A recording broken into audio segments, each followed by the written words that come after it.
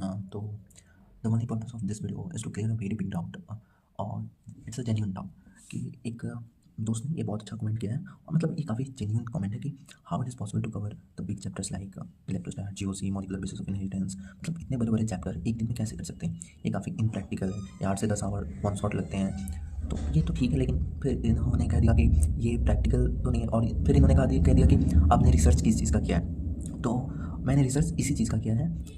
बाकी मतलब इसका एक पॉइंट मैं क्लियर करता हूँ, ठीक है। सबसे पहले molecular basis principle of inheritance ये तो भाई हटा दो। ये तो विपिन सर इतना कम टाइम में 5-5 घंटे में इतने सही तरीके से कराए हैं ये सारे चैप्टर्स। तो इन बायो के चैप्टर्स का तो बात ही मत करो कि ये तो काफ़ी सही सही आ चुके हैं। और दूसरी बात, मैंने पहले ही मेन वीडियो में स्ट्रिक्टली मना कर दिया था कि आपको नोट्स नहीं बनाना है। नोट्स नहीं बनाना है, बायो का प्रिंट आउट निकलवा लेना है और उस पे मार्क्स करना है। और शॉर्ट नोट्स बायो का नहीं बनते हैं, ये बिल्कुल गलती मत कर देना कि शॉर्ट नोट्स बायो का बनाने लग जाना। बायो का शॉर्ट नोट्स बनाओगे तो किस लाइन कौन सा लाइन मिस हो जाएगा वहीं पे गलती हो जाएगा। तो बायो का शॉर्ट नोट्स नहीं बनाना है, आपको प्रिंट आउट कराना है, ठीक है। और पेन से खुद से मार्क कर लेना है बायो के प्रिंट आउट पे। तो रही बात फिजिक्स में इलेक्ट्रोस्टैट, फिर से इक्विलिब्रियम, फिर से रोटेशनल मोशन और करंट इलेक्ट्रिसिटी, जीओसी, ये सब इतने बड़े बड़े चैप्टर्स कैसे एक दिन में हो जाएंगे? तो मैंने यही रिसर्च किया है भाई, जो कि मैं बताने जा रहा हूँ। मैंने सारे चैप्टर्स को लिखने से पहले मैं यूट्यूब पे सर्च किया था कि कोई एक ऐसे टीचर्स, कोई एक अच्छे टीचर का ऐसा कंटेंट मिल जाए जो कम टाइम में हो। अगर अच्छे टीचर्स का कम टाइम में कंटेंट नहीं है तो मैंने उस चैप्टर को एक्सटेंड कर दिया, ठीक है। बस इसमें मेरे रूटीन में एक कैच था कि जीओसी के लिए ही बस मैंने टाइम लिया है एक दिन के लिए, तो वो एक दिन में हो भी जाता है। लेकिन आईयूपीएसी और नोमेनक्लेचर और आइसोमेरिज्म, ये तीन ऐसा चीज़ है जो एक दिन में नहीं होता है। और ये तीनों मैंने कहीं भी अपने शेड्यूल में नहीं लिखा है, ठीक है। ये तीनों मैंने नहीं लिखा है। तो इसको सबसे आप लोग चैप्टर वाइज कर सकते हैं। जब ऑर्गेनिक आएगा तो चैप्टर वाइज नोमेनक्लेचर कर सकते हैं। हेलो एल्केन से पहले थोड़ा सा आइसोमेरिज्म देख लिए, क्योंकि मैं उस तीन चीज़ को मिस कर गया था। बस यही कैच है, बाकी जीओसी आराम से हो जाएगा। मैं अब आपको बताता हूँ, ठीक है। इस बार मैं लिख के लाया हूँ, ये चीज़ मुझे पहले ही लिख के बता देना चाहिए था। लेकिन देखो, इलेक्ट्रोस्टैट 5 आवर्स 57 मिनट में बैकलॉग किलर सीरीज में सलीम सर ने कराया है। जेई का चैनल है तो उस कंटेंट पे बिल्कुल आप भरोसा कर सकते हो। नीट 2026 के लिए इलेक्ट्रोस्टैट 5 आवर 57 मिनट। फिर से पंकज सर या फिर एसकेसी सर का जीओसी है 5 आवर 45 मिनट। जीओसी इसलिए इंपॉर्टेंट है, बाकी सबसे पहले करना, क्योंकि इसके बिना बाकी चैप्टर्स पे आप मूव नहीं कर सकते हो। Rotation 6 hour 38 minute, equilibrium 6 hour 48 minute Amit sir ने कराया है। और प्रेजेंट सीरीज में देखोगे तो वो क्वेश्चन प्रैक्टिस सीरीज था प्रेजेंट सीरीज, फिर भी दीपक सर ने 4 आवर में दोनों आयोनिक और केमिकल इक्विलिब्रियम दोनों इतना बेस्ट कराया है कि मतलब ऐसा कोई टीचर करा ही नहीं सकता 4 आवर में। फिर भी आप अमित महाजन सर का देख सकते हो, 2 पार्ट में है, टोटल टाइम 6 आवर 48 मिनट है। और थर्मोडाइनमिक्स और प्लस थर्मोकेमिस्ट्री दोनों मिला के 4 आवर 32 मिनट्स का है सर्विस सर का, ठीक है। और फिजिक्स में तो थर्मोडायनेमिक्स का बात ही मत करो, केटी और थर्मोडायनेमिक्स एक ही साथ सारे टीचर लोग करा देते हैं, ठीक है। तो ये सारे बड़े बड़े चैप्टर्स का ये है। फिर भी कुछ लोग हो सकता है अभी भी डाउट हो कि 6 आवर 48 मिनट का देखने में कितना ज़्यादा टाइम लग जाएगा। नहीं भाई, नहीं टाइम लगेगा, ठीक है। आप सबसे पहले 2x पे देख रहे हो तो मान लो आधा 2x पे कभी भी देखने में तो एक्स्ट्रा ही टाइम लगता है नोट्स के साथ। लेकिन आपको नोट्स नहीं बनाना है। नोट्स नहीं बनाना है तो आप 2x पे देखोगे, लेकिन आपको साथ में क्वेश्चन प्रैक्टिस करना है। तो 2x पे देख रहे हो लेकिन साथ में क्वेश्चन में प्रैक्टिस कर रहे हो तो अप्रॉक्स ये उतना ही टाइम लग जाएगा।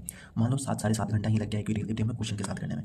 तो बचा हुआ 3 घंटा में तुम ये तो देखो कि अब तुमको एक बार शॉर्ट नोट्स अपने हाथ से पीडीएफ डाउनलोड करना है, शॉर्ट नोट्स बना लेना है। और अब तुमको फुल नोट्स चाहिए तो उस प्रिंट आउट निकलवा लो, ठीक है।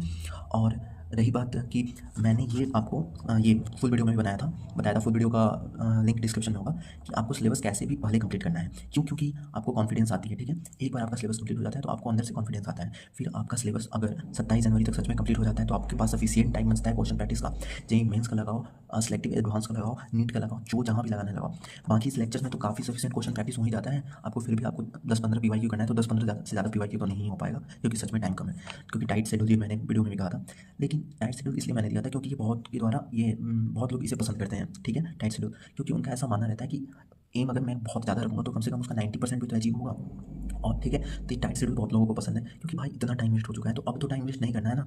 और अगर आपको लग रहा है कि नहीं मेरे से इतना नहीं हो पाएगा, हो सकता है बहुत लोगों का माइंड पीक पे चला जाता है कि मैं इससे ज़्यादा नहीं पढ़ सकता, तो आप 1-2 दिन एक्सटेंड कर लो किसी पार्टिकुलर चैप्टर में। आपका जो रूटीन होगा वो 27 से हो जाएगा, हो सकता है 30-31 जनवरी हो जाए ना, बस इससे ज़्यादा तो कुछ नहीं होगा। और ये सब मैंने रिसर्च करके ही बताया था। और मेन वीडियो में जो मैंने इनऑर्गेनिक का टीचर अभी तक नहीं सजेस्ट किया है वन शॉट के लिए, वो यही कारण है क्योंकि अभी मैं वही देख रहा हूँ, सोच रहा हूँ। मोहित अजीत सर, ओम पांडे सर दोनों बहुत अच्छे टीचर है, लेकिन वन शॉट एक भी ऐसा नहीं है जो डिटेल में वो लोग कराए हों, ठीक है। तो आप लोग ये सारे चैप्टर कर सकते हो, आसानी से कर सकते हो। और वो दोस्त का एक और बहुत अच्छा कमेंट था कि आप कभी कभी तो हाँ, क्या आप सीरियस हो? तो हाँ भाई, मैं बिल्कुल सीरियस हूँ। इस टाइम पे आके जब मैंने खुद अभी स्टार्ट किया है, मैंने अभी तक एक ही टेस्ट सीरीज दिया है, तो मैं सीरियस नहीं होऊंगा तो क्या होऊंगा भाई, बिल्कुल सीरियस हूँ। और आज मेरा काइनेमेटिक्स का था, मैं काइनेमेटिक्स ही कर रहा था पर ये नोटिफिकेशन आया तो मुझे काइनेमेटिक्स कर रहा था। फिर मैं देखा, टैब उठाया तो नोटिफिकेशन था, तो कमेंट देखा तो मुझे लगा ये काफ़ी इंपॉर्टेंट और जेन्युइन कमेंट है, तो मैं इसका एक बार रिप्लाई दे देता हूँ, ठीक है। तो आप लोग कर सकते हैं, बिल्कुल कर सकते हैं। ऐसे पहले ही ये पॉसिबल नहीं है, इम्पॉसिबल है, तब तो आप बिल्कुल नहीं कर सकते हो, ठीक है। तो प्लीज़ आप ट्राई करो। टाइट शेड्यूल रखा है क्योंकि अब आपको पूरा बिजी रहना है, बिल्कुल इधर उधर टाइम वेस्ट नहीं करना है। तो इस वीडियो में इतना ही। और हाँ, और मैंने कभी कभी एक दिन में एक चैप्टर तो दिया ही, कभी कभी मैंने दो दो चैप्टर दे दिया है। और टेस्ट से एक दिन पहले एक दिन बाद तो बिल्कुल मैंने एक दिन में कभी कभी दो दो चैप्टर भी दिया है।